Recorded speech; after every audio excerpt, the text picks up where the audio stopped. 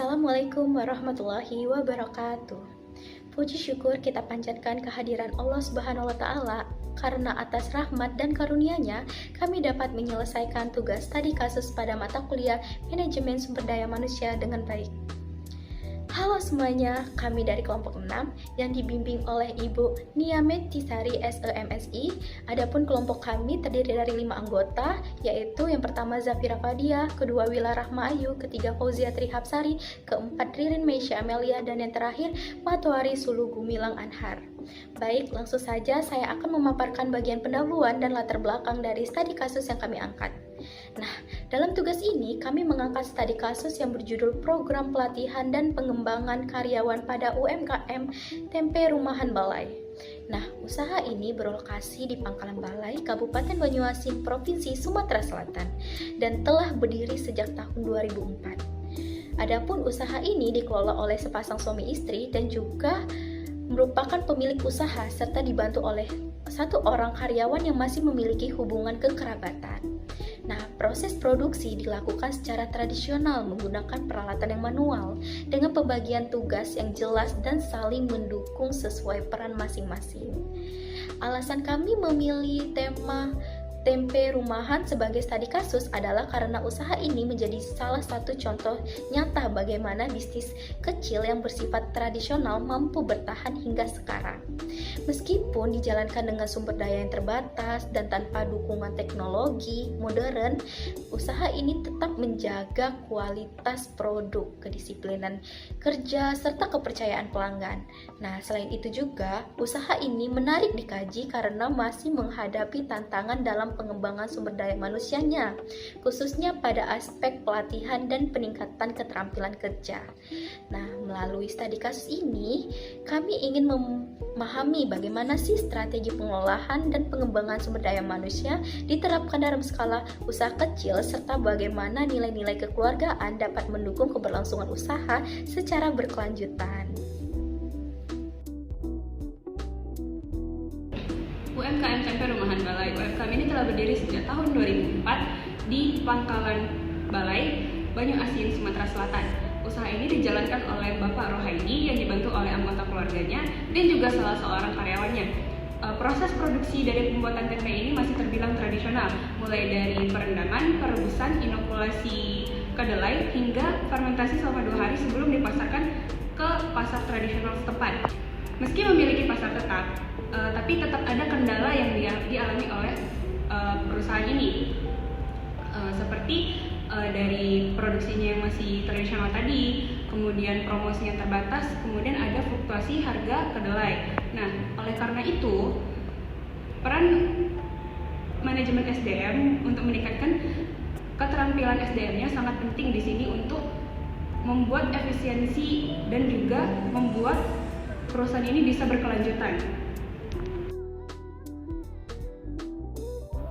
Halo teman-teman, tahukah kalian bahwa usaha tempe rumahan ini masih dikelola secara tradisional dengan 3 tenaga karyawan?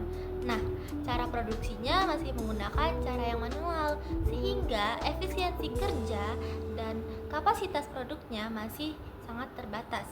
Nah, untuk menjawab kebutuhan permasalahan tersebut, maka disusunlah rancangan pelatihan sistematis, yaitu SMART, spesifikasi, measurable, achievable, relevan, dan time bound. Yang pertama, spesifikasi. Nah, pelatihan ini dirancang untuk meningkatkan keterampilan dalam produktivitas usaha tempe rumahan. Yang kedua, yaitu measurable. Pelatihan ini dirancang agar proses produksi lebih efisien dan kualitas tempenya lebih konsisten. Yang ketiga, yaitu achievable. Nah, pelatihan ini dirancang menggunakan materi praktik yang mudah dipahami, sehingga mudah dan dapat diterapkan secara langsung. Nah, yang keempat, yaitu relevan. Nah, pelatihan ini dirancang menyesuaikan karakter UMKM yang masih tradisional, sehingga tidak memaksakan UMKM tersebut agar lebih modernisasi lah.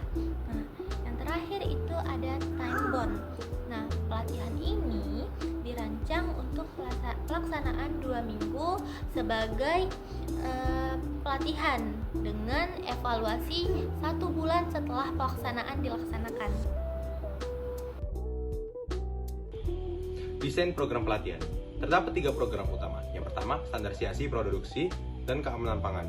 Fokus pada SOP produksi, kebersihan, seleksi bahan baku, dan fermentasi yang memiliki durasi 2 hari dan memiliki peserta, pemilik, dan satu karyawan.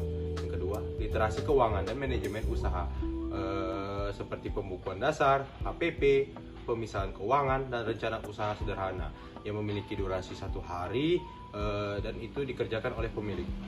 Yang ketiga, pemasaran dan branding pada dasar seperti konsep 4P, media sosial, desain kemasan, dan identitas merek yang memiliki durasi 1 hari dan itu dikerjakan oleh pemilik dan karyawan.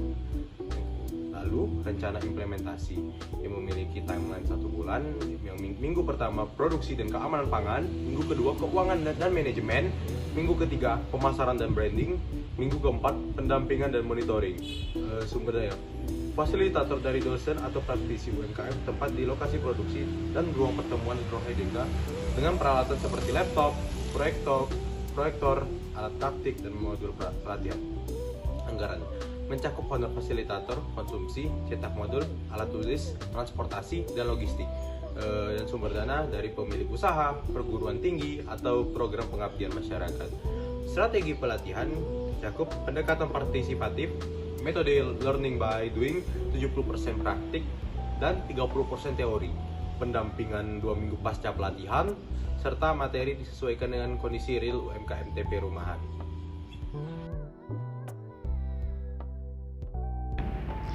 Selanjutnya yaitu evaluasi program pelatihan. Nah, evaluasi ini dilakukan untuk mengukur tingkat efektivitas pelatihan terhadap pembelajaran, perilaku, dan hasil kerja. Ada 4 pendekatan. Yang pertama itu reaksi. Jadi di sini kita itu melihat karyawan itu merasa nyaman dan dia merasakan manfaat terhadap pelatihan tersebut. Nah, yang kedua itu pembelajaran. Jadi di sini kita akan meningkatkan kualitas pembelajarannya agar mampu diterapkan ke dalam praktik. Yang ketiga itu adanya perilaku. Jadi di perilaku ini agar perilaku kerja orang itu bertahan lama, maka kita akan mengadakan sistem pengawasan dan pendampingan setelah pelatihan ini berakhir. Yang keempat itu adanya hasil kerja. Nah, hasil kerja ini diperlukan peninjauan secara berkala agar kita mengetahui dampak jangka panjangnya itu seperti apa. Nah, ada indikator keberhasilan ya. Indikator keberhasilan ini dapat dinilai dari perubahan nyata yang muncul pada perilaku dan hasil kerja setelah pelatihan tersebut. Yang pertama itu dia bisa meningkatkan kualitas produk yang semakin baik, efisiensi kerjanya juga meningkat. Terus yang ketiga itu meningkatnya kepuasan pelanggan. Terakhir, tumbuhnya rasa semangat untuk inovasi dan kemandirian untuk bekerja. Baik, dari hasil studi kasus yang kami lakukan pada UMKM Tempe Rumahan Balai, bisa disimpulkan bahwa pengelolaan sumber daya manusia punya peran besar dalam menjaga keberlangsungan usaha kecil seperti ini. Nah, usaha tempe ini dijalankan secara kekeluargaan oleh pasangan suami istri dan dibantu 1 orang kerabat dengan sistem kerja sederhana dan alat yang masih tradisional. Meskipun begitu, mereka tetap mampu mempertahankan kualitas produk dan kepercayaan pelanggan berkat kerjasama, kedisiplinan, dan rasa tanggung jawab yang tinggi. Namun, di sisi lain, usaha ini masih punya beberapa kendala, terutama dalam keterampilan kerja, pembagian tugas, dan pemanfaatan teknologi. Karena itu, program pelatihan dan pengembangan karyawan menjadi hal penting untuk membantu meningkatkan kemampuan, memperbaiki manajemen produksi, dan memperluas pasar lewat promosi digital yang sederhana. Nah, dari pelatihan yang dirancang terlihat bahwa pendekatan yang bersifat partisipatif dan menyesuaikan kondisi UMKM tradisional jauh lebih efektif. Pelatihan seperti ini bukan cuma meningkatkan keterampilan kerja, tapi juga menumbuhkan semangat, motivasi, dan rasa kebersamaan antar anggota.